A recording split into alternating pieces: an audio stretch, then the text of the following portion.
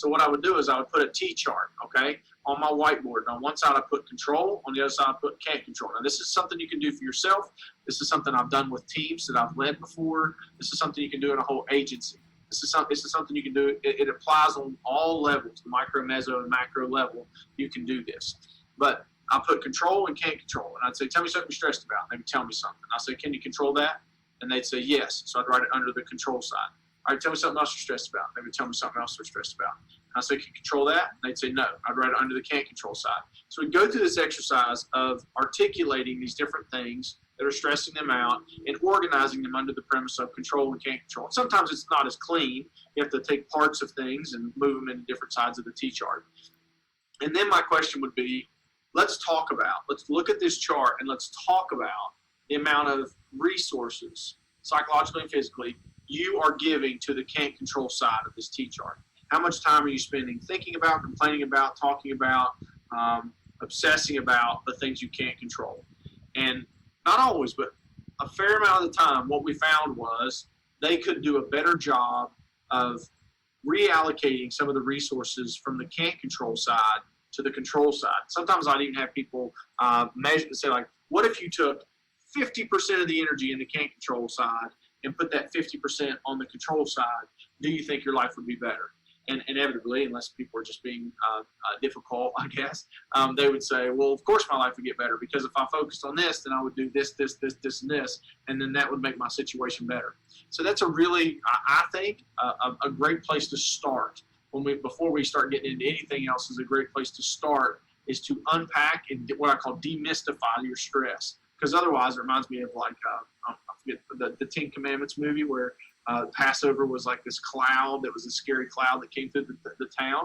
Otherwise, stress kind of takes on that amorphous blob of scariness to folks. And what this also gets you, works on your language and works on your focus, is about moving away from admiring problems to solving problems. Now, the way that I've even done this with teaming, when we get teams together, I'll say, listen, gang, we got to hold each other accountable. We got to be super productive. And the way we're going to be super productive is making sure our conversations are very focused on problem solving. So admiring problems, I think of it this way. Admiring problems means I'm complaining towards excuses. So admiring problems means I'm complaining towards excuses, which is about talking about why I can't do things. Processing towards problem solving is trying to figure out how I might do these things, how I might improve, how I might. So with working with your team, creating a expectation that we process towards problem solving and that we don't complain towards excuses is a really important thing. Also, in your own language, this is one of those things where you have to say, like, am I doing a lot of complaining towards excuses, or do I need to do more processing towards problem solving? So that's where we can use this connection between controlling the controllables and the language that we use and the thought process and narrative that we introduce is about taking ownership of our thought process, taking ownership over our stress and not being a victim to it. Now, one of the big mistakes that I feel, and it's just my opinion, around self-care is a lot of folks think, oh, you got to take care of yourself. You got to get away and all that kind of thing. Now, I don't think that that's altogether wrong, but I do think the goal of self-care is not relaxation. The goal of self-care cannot be escape, because there may be, this is one of the things I think is important, there may be things that you shouldn't escape from. There may be responsibilities that are yours to have. Now, listen, I'm all about a long walk, and I'm all about going to the mountains and taking a weekend. But I don't get to take a weekend when there are people counting on me to do work that needs to be done on Monday. I don't get to just take a weekend because I'm doing self-care. There are, like, for example, if I'm stressed at work, my boys still need a dad when I get home. So I don't get to say, hey, guys, I'm really going to do some self-care this weekend. I'm going to head to the mountains, and you guys are on your own. So I think there's sometimes a selfish bend around self-care, that to think the goal is to escape. And there is a place for escape in self-care, but I think it's not the primary goal. The goal, in my opinion, of self-care is optimization, which means how do we do things such as relaxation, relax, reframe, refocus, organize, increase mental capacity in order to perform at our highest level possible. So the real goal of self-care is optimization. Okay, the real goal of self-care in a team is so the team can function at the highest level possible. So that's one of the things I think is really important that we look at, is understanding the difference between relaxation and optimization, that the actual goal should be optimization. And really looking at, and I'll talk about this more later, is probably one of the highest levels of satisfaction you can experience as a human being is the satisfaction of taking on responsibility successfully. And we'll talk about the incentive reward system in just a minute, in a little bit. So let's talk about the two ways that I think are the best ways to approach self-care. And they're both related. They're not like two separate things. They're kind of on a continuum in a way. But the first one is energy management. So what we're going to talk about there is, how do you manage the gas in your tank? How do you try to make sure you have the energy you need to do the things you need to do? How do you have strategies and routines and activities and things like that you use to keep gas in your tank, to have that gas there when the world needs you to perform? And the other one is resiliency development. Resiliency development is really about increasing the capacity of your tank. So if your tank is only 5 gallons, how do you get a 10-gallon tank? So that way it takes longer for you to be exhausted. It takes longer for you to be dysregulated. You develop the skill of increased capacity, and we'll talk about that as we go. So the first thing we want to talk about is energy management. So the way where I actually came up with this, I don't know, you never know what's your idea or something you heard somewhere or whatever, so it could be. But I had a kid I was working with that was in a behavior, he had an IEP, but he was in a special education classroom for children with behavioral challenges. And one of the things when I went into first work in the school was, I noticed he kept getting sent home at like 11:30, 12 o'clock every day. And what was happening is, just as I was looking at his day, the kid showed up to school every day, and let's say with little to no energy, because his life was very challenging. He had a very difficult home life. And then his first 2 classes were math and reading, which he hated them both. So what would happen is the kid would come to school, if we think about his gas tank, he'd come to school with a quarter tank and then get put into 2 activities that were high demand neurological activities that would put him on E. And then he'd flip out, yell, cuss, throw things, and get sent home. And this pattern of being sent home was clearly not working for him or the goals and objectives of the school. So what we started to do is, I said to the school, let's work and figure out what are the things that fill his tank, and let's try to build a schedule where we are being thoughtful of what's putting gas in his tank and what's taking gas out of his tank. So we actually built a visual for him and where this came from. He liked cars. So we made this little physical thing for him where he could show us how much gas he had in his tank, and then he eventually could start identifying activities that he could do to put gas back in his tank. I think we would all be well served to view ourselves and manage ourselves in a similar way. Now, there's some interesting technology these days with things like the Whoop strap and the Apple Watch that look at recovery rate. It's more about like exercise and resting heart rate and all that. Although just some individual study I've done on myself, I have been able to see where my readiness rate changes based on a lot of things, like stress, like what I'm eating, like how much sleep I'm getting, and my mental acuity can also change in that specific way.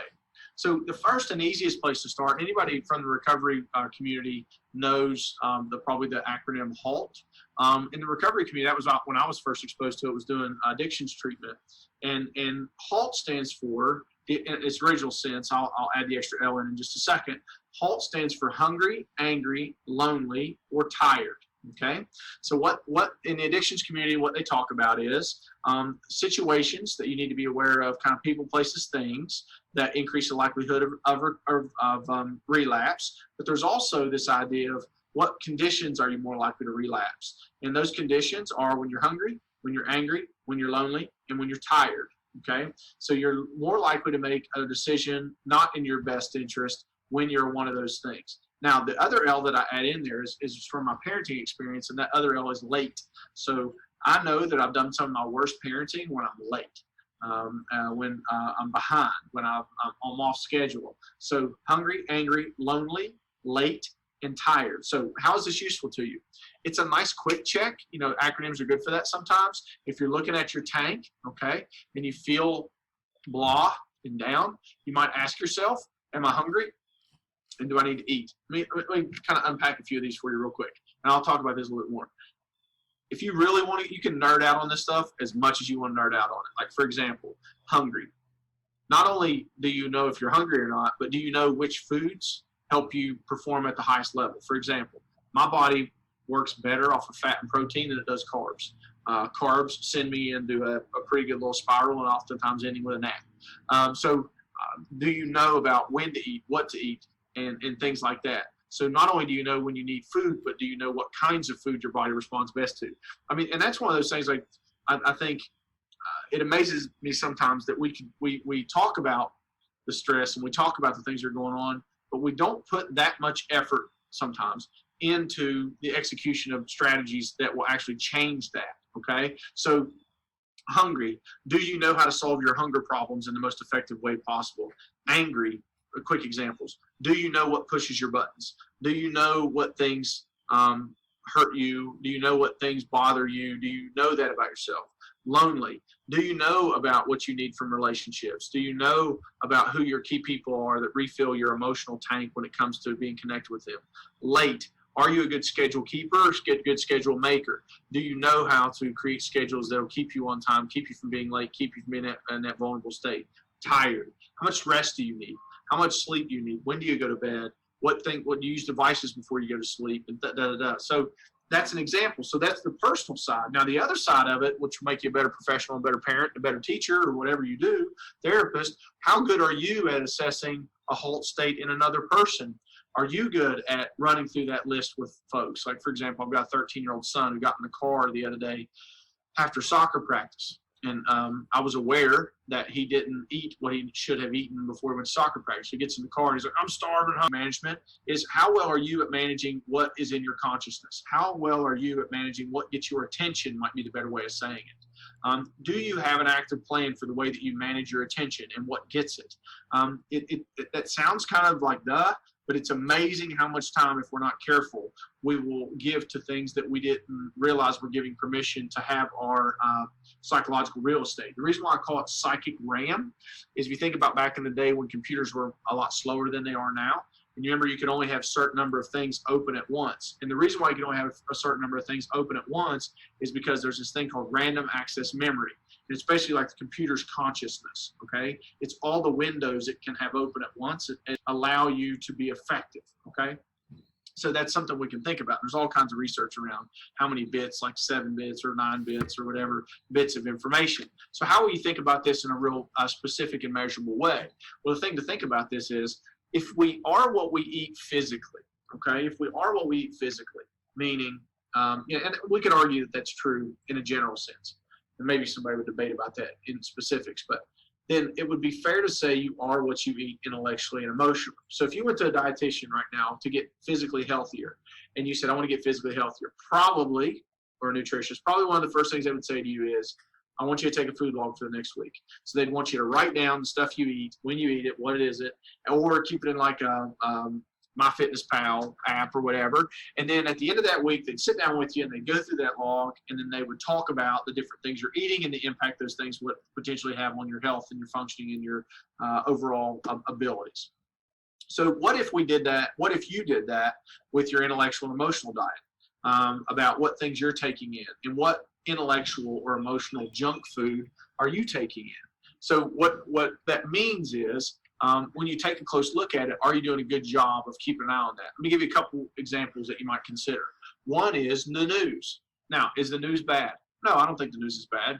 Innately, it's just information about the world that helps inform your understanding of the working models of the world, okay?